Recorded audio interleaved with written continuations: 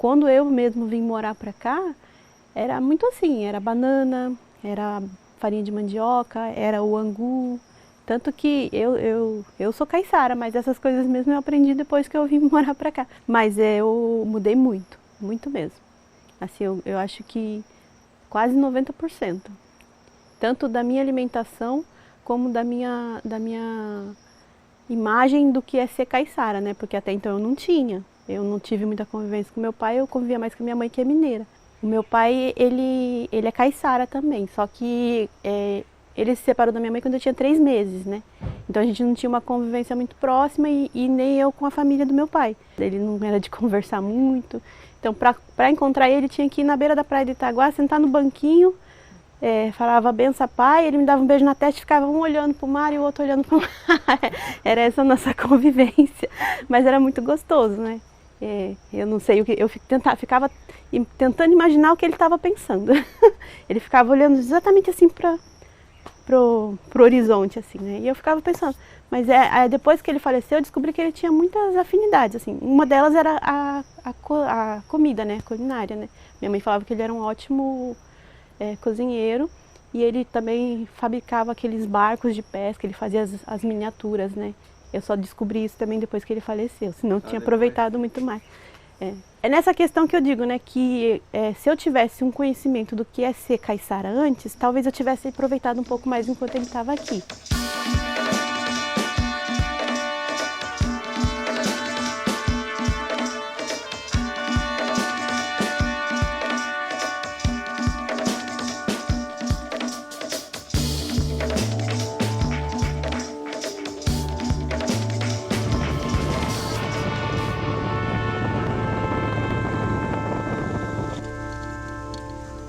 Então, a receita é o bolo de mandioca. A minha mãe também já falava, né, que lá em Minas eles tomavam café de garapa ou rapadura. No caso lá era mais a rapadura, né? E o bolo de mandioca, também lá ela me falou também que eles fazem, né? É uma cultura muito, muito parecida mesmo. Mas eu vim conhecer aqui, eu vim experimentar aqui e aprender aqui com as meninas aqui do bairro, né? Eu vou começar pelo coco.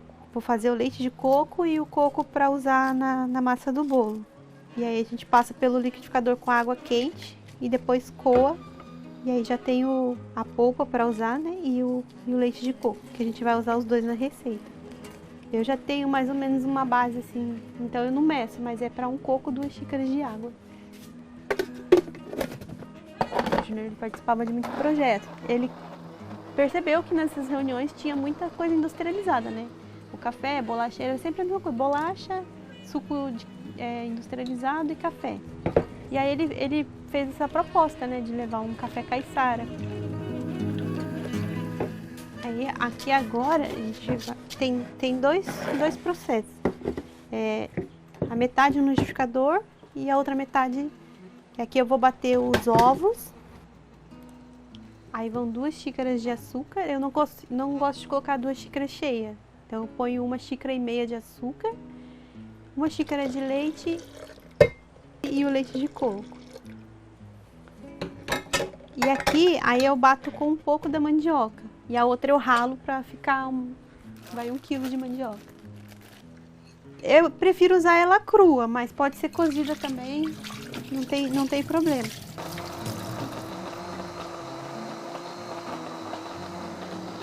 Eu fiz lá na APA de Paraty, a gente levou torta, bolo de banana, bolo de mandioca.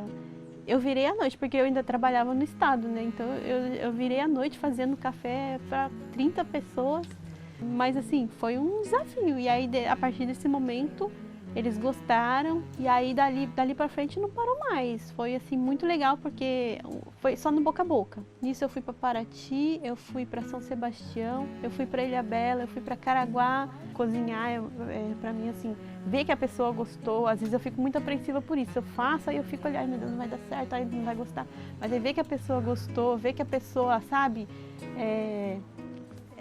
tá elogiando ali, não tá sendo falsa, isso pra mim eu acho que é melhor que qualquer dinheiro, sinceramente. Não é demagogia não, é verdade mesmo. E aí a gente ganha por outro lado, você pode falar, você não ganha dinheiro, mas você ganha, eu acredito assim, na positividade, sabe? Você ganha em saúde, você ganha em ser mais feliz, sabe? Eu vejo assim, eu não sei. Lógico que ninguém vai viver de felicidade, assim, não vai, precisa, mas é uma consequência, isso é a consequência. É que nem tem uma frase que eu vejo muito que o pessoal fala, né? Cozinhar é uma forma de amar os outros, né? E realmente, eu acho que no meu caso é bem isso.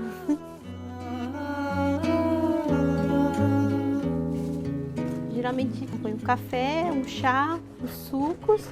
A gente procura sempre a fruta da época, né? As tortas, a gente usa pupunha, já teve torta de taioba, de legumes. Aí tem a batata doce, a banana da terra. Aí a gente procura colocar um antepasto. Geralmente eu faço de berinjela, ou faço de caponata de casca de banana. Ou faço patezinho com biomassa. E aí tem os bolos, banana, mandioca, laranja. Que eu gosto de ralar nesse ralo mais grossinho para ela ficar mais pedaçuda. Aí agora é só misturar. Se quiser colocar uma pitadinha de sal para quebrar um pouquinho o açúcar. Não tá pronto, só. Eu passei só o óleo e aí não precisa passar mais nada, né? Tem gente que gosta de colocar açúcar também por baixo, mas aí é a gosto. Eu prefiro passar só o óleo, só embaixo, porque daí ele fica retinho. Porque quando a gente unta do lado, ele dá aquela barrigada assim. E é isso, é só levar pro forno, vai ficar uns 40 minutos mais ou menos, tá pronto. E quem me passou a receita mesmo foi a Zenaide. E na época da festa da mandioca a gente tinha uma barraca junta. Então a gente fazia bolo de mandioca, bom bocado de mandioca. E aí ela que me passou a receita. E na receita que vai o leite condensado e a margarina, que foi as coisas que decidi tirar. A minha alimentação, eu não almoçava, eu não jantava. Era café com leite, pão com manteiga, salgadinho e refrigerante. Aí quando eu vim pra cá, deu aquele choque de realidade, né? Cadê minha bolacha recheada? Cadê o meu pãozinho com manteiga? Eu tinha minha filha pequena, na verdade ela nasceu aqui. E a gente, pela questão do pai dela não consumir açúcar, já ter o costume daqui, por ele ser daqui, a gente criou eles assim, sem açúcar, sem bolacha, sem refrigerante. E hoje ela tem 18 anos e assim, eles por conta, eles não têm esse hábito de comer tanto industrializado. Ela tem 18 anos, nunca teve uma cárie. Meu filho, por exemplo, e meu sobrinho, a questão da alimentação, de comer uma comida mais balanceada, né? Por exemplo, de manhã ele toma café com farofa, ele toma café com angu. O meu sobrinho não, ele já um copo de leite com Nescau e salgadinho. E eu tive uma qualidade assim que eu pude perceber que eu tinha mais disposição, eu tenho mais, sabe, facilidade para fazer as coisas. Antes eu tinha muito mais cansaço, muito mais peso, então assim mudou muita coisa.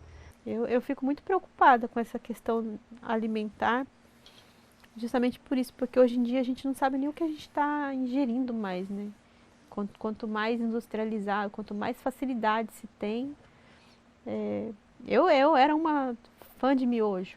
Hoje em dia eu não consigo aceitar que aquilo esteja no prato de uma criança, entendeu? Uma criança de 2 anos, 3 anos, como uma alimentação. Eu via o problema que a minha avó tinha de diabetes e a outra tinha com pressão alta. Então, a parte da alimentação, tirar o sal, a questão da gordura em si, eu peguei com a minha avó por parte de mãe, porque ela era hipertensa, então ela sempre fazia a comida dela sem sal, separada dos outros, mas eu sempre comia com ela, porque eu gostava da comida dela. Então era sem sal, sem óleo. Vou colocar.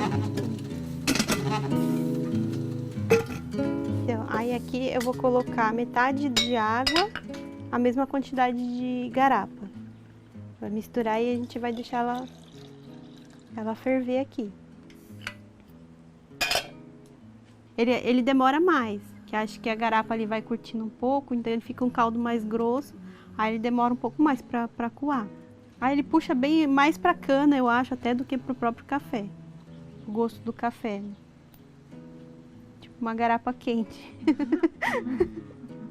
O pessoal fala que é xangonha, né? Café ralo, xangonha. Xangonha, porque eu não sei. Lá a gente conhecia como água de batata. Eu prefiro colocar aqui que eu acho que ele fica mais... com mais sabor, assim. Não fica uma... Aqui eu acho que ele não dá tempo de absorver tanto o gosto do pó. Quando eu vim, mesmo quando eu vim pra cá, tudo, eu ficava muito assim, que eu tava numa religião protestante. Ai, não podia cortar cabelo, não podia fazer isso, não podia fazer aquilo. Então, assim, eu me isolei de tudo. Eu virei uma pessoa... Aí eu virei uma pessoa de 50 anos ou mais até. Porque eu era fechada, eu era... Nada podia, sabe? E depois, assim, com o passar do tempo, assim... Eu não sei, parece que caiu a ficha, assim, sabe? Quando tira uma venda dos seus olhos, assim, você fala... Religião não é uma coisa que você tem que seguir. Acho que todas as religiões têm o lado bom e o lado ruim. E de tudo, todas elas a gente absorve alguma coisa, né? Até da astrologia eu já me achei agora também. Um assunto, assim, que eu tinha muito preconceito. E eu vi, assim, que acho que é o que explica para basicamente tudo. Pelo menos para mim. Qual é o seu signo? Áries. Sempre quando eu falava que eu era desse signo, as pessoas falavam, nossa, mas você, porque a Áries é uma pessoa impetuosa, é uma pessoa que vai atrás do que ela quer, aventureira, né? E eu nunca me via assim. É uma pessoa de liderança. E eu achava realmente que não tinha nada a ver comigo. Até eu começar a olhar para mim mesmo, né? Que, querendo ou não, isso fluía naturalmente. Porque o que eu faço, acho que já tem tudo a ver comigo. Até a parte que minha mãe sempre fala, você é muito teimosa, você quer tudo na hora, você não sabe esperar. Realmente, eu não sei esperar as coisas, não. Eu quero pra ontem, assim, e dou meu jeito e vou e consigo. Isso tá me ajudando muito também, muito mesmo. A me tornar uma pessoa, assim, que acho que é a pessoa que eu quero ser. Não aquela Denise quieta, tímida, que todo mundo achava que era metida porque não falava com ninguém. Mas uma pessoa não briguenta, mas a pessoa que sabe pôr a sua opinião, sabe impor o que quer. E é até engraçado que as pessoas com quem a gente se dá bem também, né? Porque eu vejo que as minhas melhores afinidades, assim, são ou com as pessoas do mesmo signo que eu, ou com o signo de touro. Que é a minha mãe, o meu sobrinho, a minha outra sobrinha. São as pessoas, assim, que sempre estão juntos, sabe? Aquela coisa gostosa de estar, a pessoa que são os meus maiores incentivadores, assim, foram eles. Principalmente o Tiago, que eu tinha como filho. E aí, o ano passado ele faleceu. E é por isso que eu não desisti das minhas coisas, assim, sabe? Porque ele era uma pessoa que me incentivava muito. Falei, nossa, um dia você vai chegar lá. Tanto que uma semana antes dele falecer, ele queria me inscrever num programa de televisão, né? Desses programas que tem aí de doce e tudo. E ele mandou uma mensagem pra mim, você pode me mandar o número do seu CPF que eu tô precisando aqui? Aí eu falei, ai, agora eu não tô com ele aqui não. E depois, quando a gente tava lá no velório dele, a esposa dele falou, nossa, ele tinha pedido o número do seu telefone para poder, do seu CPF para poder te inscrever lá, que ele ia colocar você, porque ele falou que o sonho dele era ver você participando desses negócios que você cozinha muito bem. Assim, ele viveu o que ele precisava viver, sabe? Ele curtiu quanto ele podia curtir com o filho, ele casou, ele conseguiu concretizar tudo. Ele tinha uma câmera que ele levava com ele, dessas simples mesmo. Ele voltava com foto, com cobra, com aranha, com macaco, com tudo quanto é tipo de passarinho. Ele saía assim de manhã, ele ia pro meio do mato, ele só voltava de noite. As orquídeas que eu tenho aqui foi ele que plantou. Então, assim, foram 24 anos bem curtidos. E eu já tô com 39, então eu tenho que curtir mais. Tenho que curtir mais.